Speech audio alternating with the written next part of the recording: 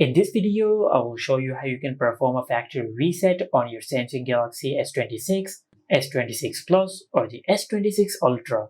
Now to do that, first of all, just go to Settings, and under Settings, just scroll down and tap on General Management.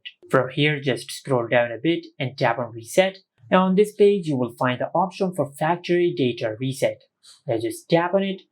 Now before we continue, I would like to say that by performing a factory reset, you will delete all the data which are saved on your Samsung phone. So I recommend you to back up your data before you complete the factory reset process. Now if you have already backed up your data, then just continue from here. Now just scroll down and tap on Reset. From here, just enter your lock screen PIN. Then tap on Delete All. As you can see, it is asking you to confirm your verification number. I'll tap on Confirm.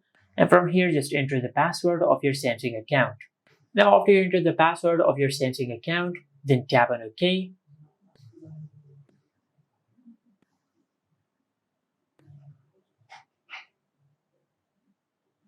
And as you can see, this is how you can do a factory reset on your Samsung phone. And this is it. Make sure to like, comment, and subscribe. Thank you for watching.